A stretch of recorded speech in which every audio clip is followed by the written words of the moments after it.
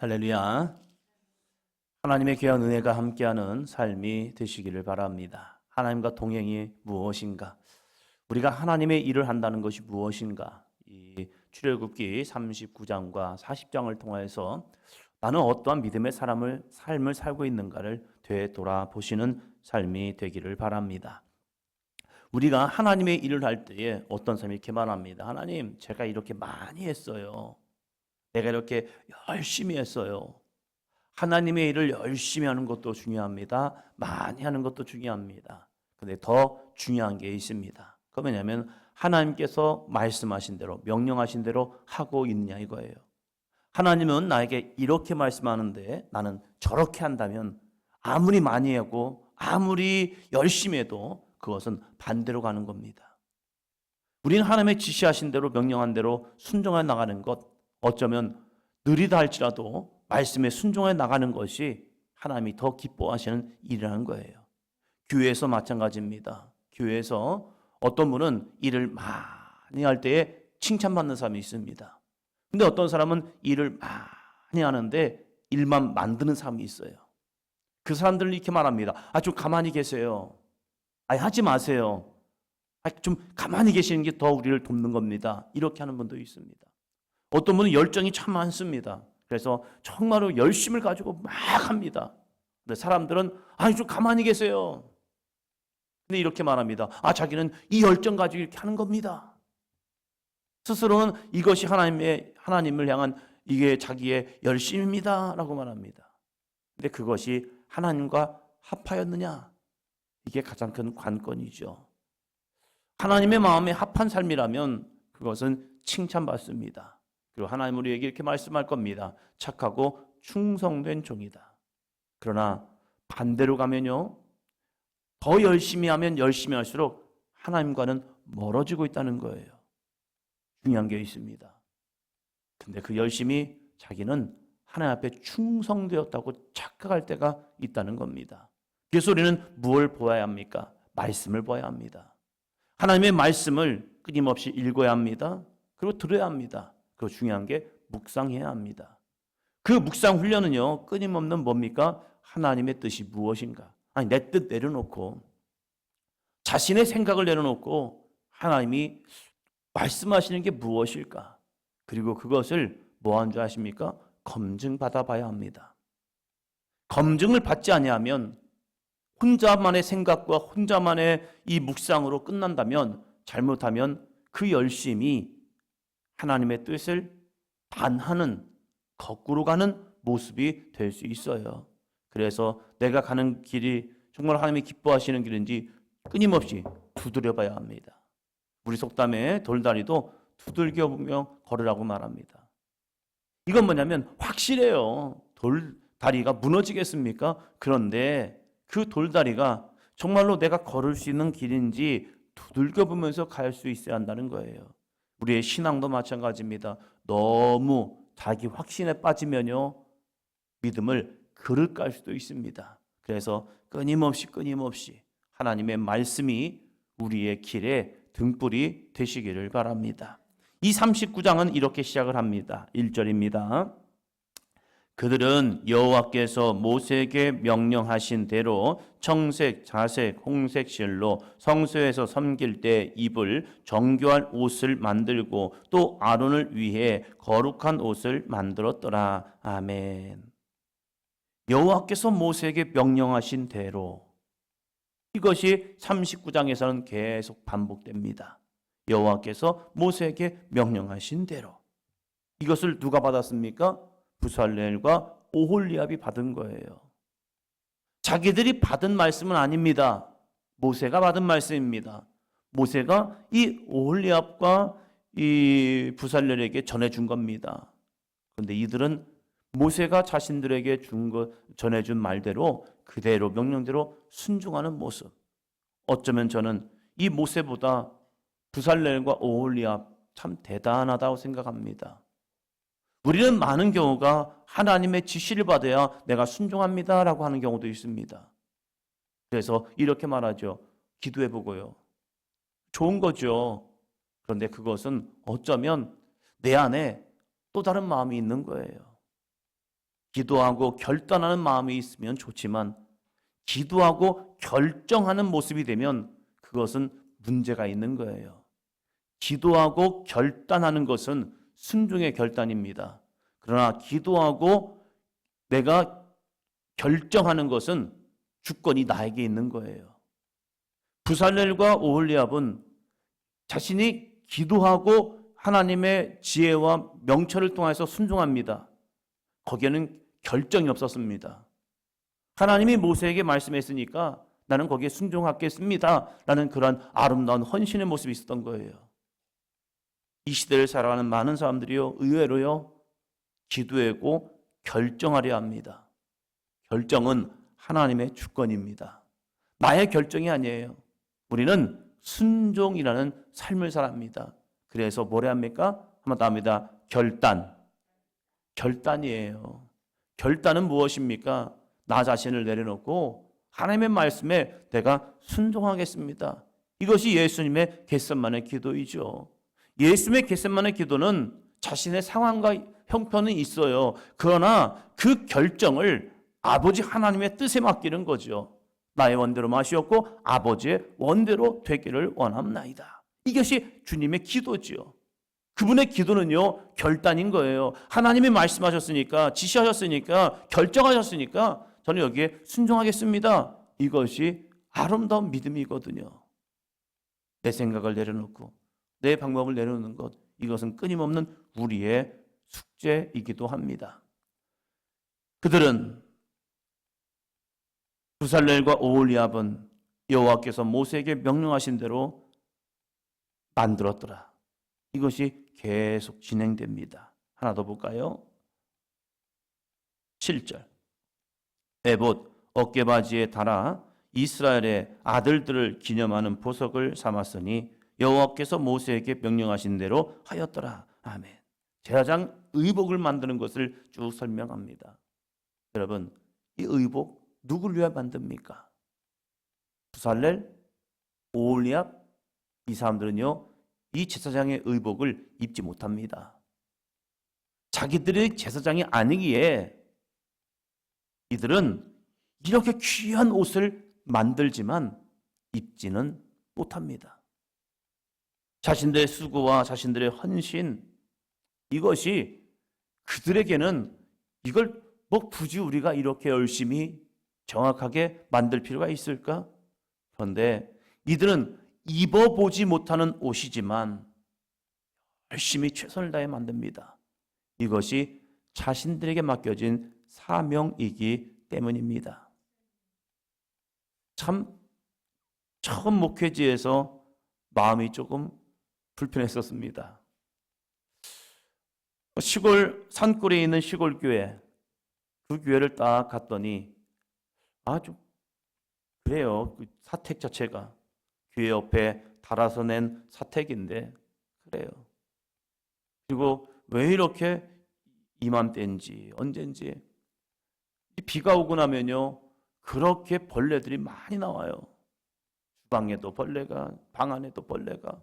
그러니까 이 아내는 벌레분을 보면 또 힘들어하거든요.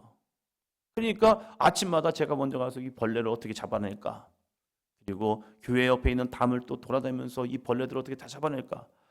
벌레 잡는데 진짜 많이 힘들었습니다. 그래가지고 잡아도 나오더라고요. 그러니까 벌레가 나오는 이유가 있겠죠. 그리고 그곳이 이 언덕 밑에라 습해가지고 계속 벌레가 많이 나왔던 것 같아요. 이 문제를 해결할 수 있는 방법, 벌레를 다 잡으면 되겠지 해가지고 이 농약도 쳐보고 이것도 해보고 저것도 해봤는데 여전히 나오는 거예요. 그럼 또 다른 방법이 무엇입니까? 사택을 짓는 방법이죠. 그래서 사택을 또 지어야 하는구나 해가지고 또 이 자그마한 시골 교회가 사택을 짓는 게 만만치 않았는데 이 교회 저 교회 또 저희 형님들이 또 도와주고 가지고 사택을 열심히 또 졌죠.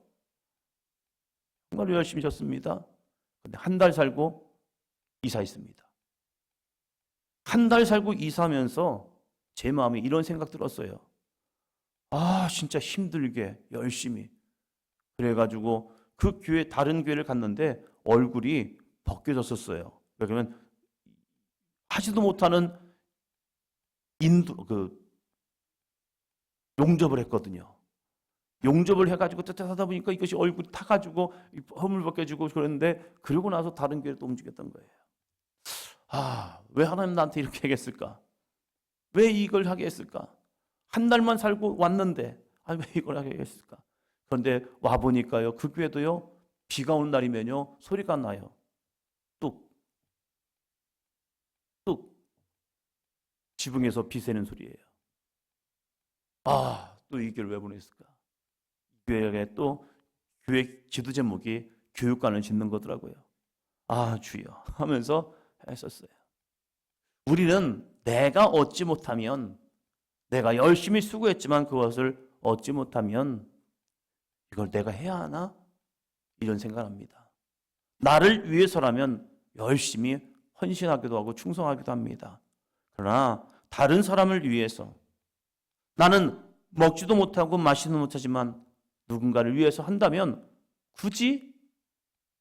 그런데 부살렐과 오홀리압은요, 자신이 입을 옷이 아닙니다. 자신들은 결코 입을 수 있는 옷도 아닙니다. 오직 제사장을 위한 옷입니다. 그런데 이것이 하나님께 영광이기 때문입니다. 그래서 그들은요, 최선을 다하여 정확하게 여호와께서 모세에게 명령하신 대로 순종하며 나아갑니다. 우리의 신앙생활은 나를 위한 것이 아닙니다. 우리의 신앙생활은 하나님의 영광을 위하여, 힘들어도 어려워도 여호와께서 모세에게 명령하신 대로 행했던 이 부살렐과 오홀리압과 그 많은 헌신의 사람들처럼 우리도 그 말씀으로 나아가기를 축원합니다. 그러면 어떠한 은혜가 주어지는데요? 너네들은 수고했으니까 그저 끝, 이걸로 끝납니까? 하나님 그런 하나님은 아닙니다. 하나님은 놀라운 은혜를 주십니다. 42절입니다. 42절, 여호와께서 모세에게 명령하신 대로 이스라엘 자손이 모든 역사를 마치매. 아멘. 여호와께서 모세에게 명령하신 대로 이스라엘 자손이 모든 역사를 마치매. 내 수고했어, 끝, 이게 아니더라고요. 저는 이 하나님이 참 좋습니다. 수고하잖아요, 애쓰잖아요. 그러면요 이러한 은혜를 주십니다. 43절이요, 모세가 그 바친 모든 것을 본즉 여호와께서 명령하신 대로 되었으므로 모세가 그들에게 축복하였더라. 그들이 누구입니까? 수고한 사람들이요. 부살렐, 오홀리압, 그리고 하나님의 지혜로서 자원하는 마음을 가지고 와서 충성되게 헌신했던, 이름도 없습니다. 누가 와서 했는지 몰라요. 앞에만 부살렐과 오홀리압이라는 사람만 딱 내세웠을 뿐이지, 그 뒤에 수많은 사람들의 헌신, 노력, 수고, 애씀, 땀 흘림, 이건 기록도 없습니다. 그러나 모세는요, 여호와의 이름으로 그들을 축복하였습니다. 왜요?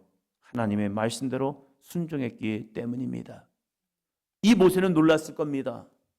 부살렐과 오홀리압과 헌신했던 모든 사람들이요, 보니까 와, 하나님이 자신에게 보여준 그대로 놀랍게 이 모든 것을 다 만들어 놓은 거예요. 이 모세가 그걸 봤을 때 얼마나 놀랍고 기쁘고 행복했을까. 와, 되는구나, 이 모습을요. 우리들의 이름이 때로는 무명할 수 있어요. 누군가 나를 몰라줄 수도 있어요. 세상에서 나를 몰라줄 수도 있어요. 그런데 하나님은 우리를 기억하신다는 사실입니다.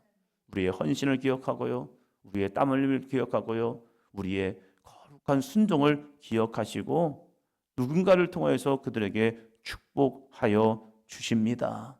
이 은혜를 바라보면서 믿음으로 한 발짝 한 발짝 나아갈 수 있는 저와 여러분이 되기를 주의 이름으로 축원합니다. 그리고 이 모든 것이 이루어지니까 드디어 성막봉헌이 이루어집니다.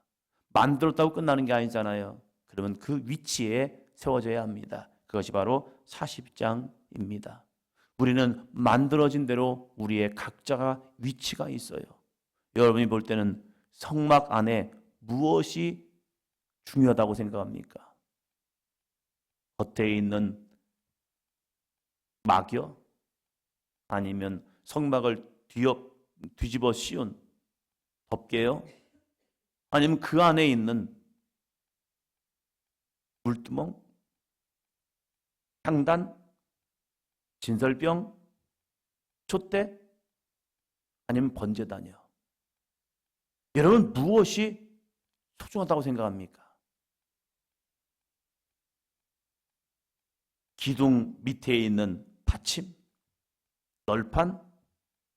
무엇이 소중하냐 이거예요. 그 중에서 소외될 것 하나도 없습니다. 다 소중합니다. 말뚝 하나도, 말뚝은 땅에 박혀서 보이지도 않습니다. 그러나 소중합니다. 이 모든 것을 다 묶은 끈도 소중합니다. 다 귀해요. 어떤 것은 화려하게 금으로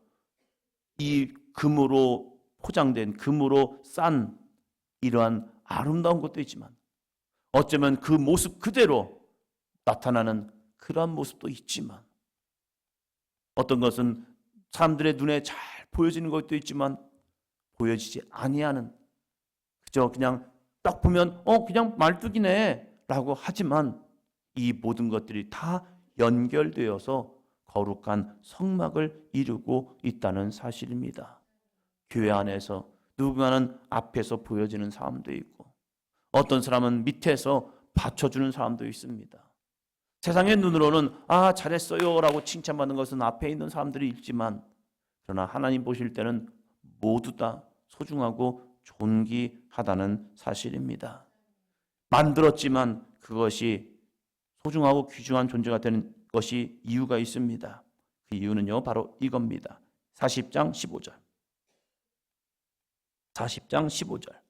그 아버지에게 기름을 부음같이 그들에게도 부어서 그들이 내게 제사장의 직분을 행하게 하라. 그들이 기름 부음을 받았은즉 대대로 영원히 제사장이 되리라 하시매. 아멘. 제사장이 되는 것은요 그들에게 기름 부음이 있어야 합니다. 정결하게 짠 기름을 가지고 그 기름을 바르고 부을 때에 하나님 앞에 쓰임 받는 이제 성물이 되고 이제 하나님의 사람들이 됩니다. 우리도 마찬가지입니다. 교회를 다닌다고 하나님 앞에 쓰임 받는 게 아니에요. 우리가 성령의 기름 부으심이 필요합니다. 기름 부으심이 있을 때에 그 사람이 진짜 하나님의 사람이 되는 거예요. 우리 자녀들에게도 성령의 기름 부으심이 있기를 축원합니다. 우리 부모님들에게도 성령의 기름 부으심이 있기를 바랍니다. 교회를 왔다 갔다 하기 때문에 저 아이가 구원받겠지? 아니요. 구원 없습니다. 성경은 우리에게 성령으로 거듭나지 아니하면 하나님의 나라를 볼 수 없다라고 주님께서 친히 말씀하셨습니다. 거듭나지 아니하면, 성령으로 거듭나지 아니하면 교회를 왔다 갔다 하는 교인밖에 되지 않아요. 교인에서 성도가 되어야 합니다. 제자에서 사도가 되어야 합니다. 우리에게 맡겨진 거룩한 사명을 감당하는 귀한 사도들이요, 보내심을 받아서 나아가는 사람들이요. 그러할 때 이 모든 것이 여호와의 말씀대로 다 이루어지니까 하나님이 친히 이렇게 역사하십니다. 34절입니다. 출애굽기 40장 34절. 구름이 회막에 덮이고 여호와의 영광이 성막에 충만하매. 아멘. 기름 붓는 것은 사람의 일입니다. 그러나 여호와의 임재는 성령의 역사이십니다. 그래서 주님께서도 물과 성령으로 거듭나라는 거죠. 물 세례는 사람이 줍니다. 성령 세례는 하나님이 주십니다. 이 두 가지가 필요해요. 우리의 육적 의지도 필요합니다. 내가 주님을 믿겠습니다. 내가 주님을 믿기 원합니다. 그런데 그걸로만 구원이 이루어지지 않아요. 내가 믿겠다고 해도 믿어지지 않는 게 있거든요. 그래서 무엇이 필요합니까? 성령의 역사가 필요한 거죠. 그래서 물과 성령이 통하여서 거듭나지 아니하면 안 된다는 거예요. 이들이 이제 하나님의 명령대로 순종하여 다 만들었죠. 기름을 부었죠. 그러면 거기서 끝나는 게 아니에요. 하나님이 보실 때에도 이것이 여호와의 명령대로 되었는지가 돼야 합니다. 모세가 볼 때는 다 된 것 같아요. 이거 다 됐네, 다 됐네, 됐어. 그래서 야 이제 우리 하나님의 말씀대로 기름 붓자 해서 기름을 부음을 통하여 기름을 바름을 통해서 이제 거룩하게 구별했단 말이에요. 그러면 그것이 볼 때 하나님 보실 때 됐는가? 하나님 앞에 이제 검증을 받아야죠.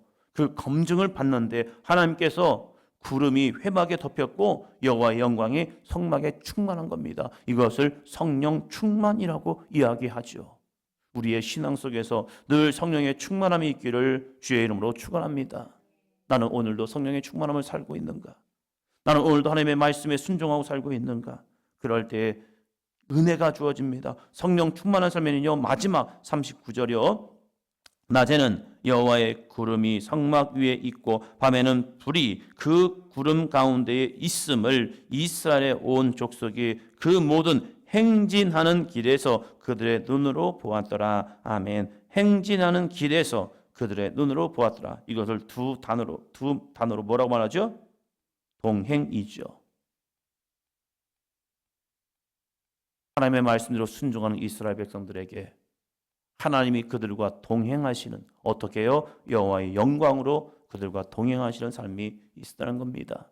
이러한 삶이 저에게도 여러분에게도 있기를 주의 이름으로 축원합니다. 말씀에 순종하여 나가는 자, 그 사람에게 축복이 주어지고요. 그 축복된 삶을 하나님이 동행하심을 통하여서 사람들이 보는 거죠. 와, 저 사람은 하나님과 동행하는구나. 아, 저 사람의 모습은 하나님과 동행하는구나. 그래서 얼굴이 또한 행동이 또한 말들이 하나님이 기뻐하시는 말들로 살아가고 있다는 거죠.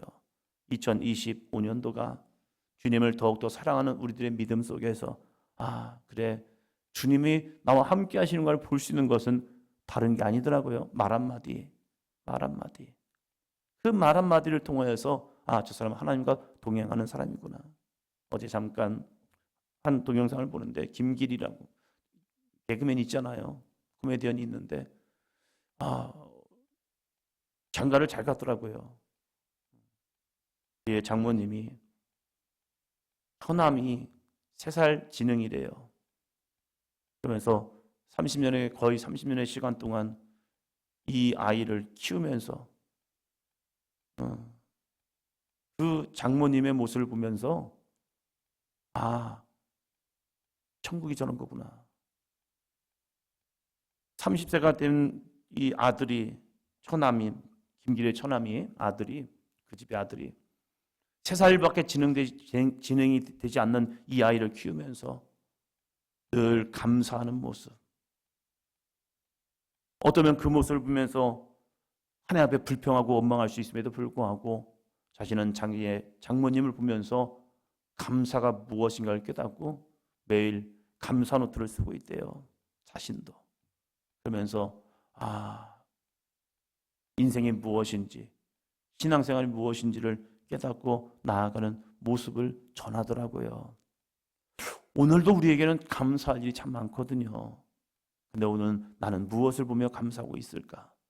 그러면서 끊임없이 감사하는 사람들의 특징이, 감사는 환경이 아니다. 노력이다. 내가 감사의 눈을 통해 보면 모든 것이 감사할 일이지만 그것을 놓쳐버리면 모든 것이 잘못하면 불평하고 원망할 일이다. 이걸 이야기하더라고요. 오늘 우리에게도 주님의 은혜 속에서 믿음의 말, 사랑의 말, 소망의 말을 통해서 우리 엄마에게는 참 하나님이 함께 하시는구나, 이 모습이 증거되는 삶이 되시기를 축원합니다.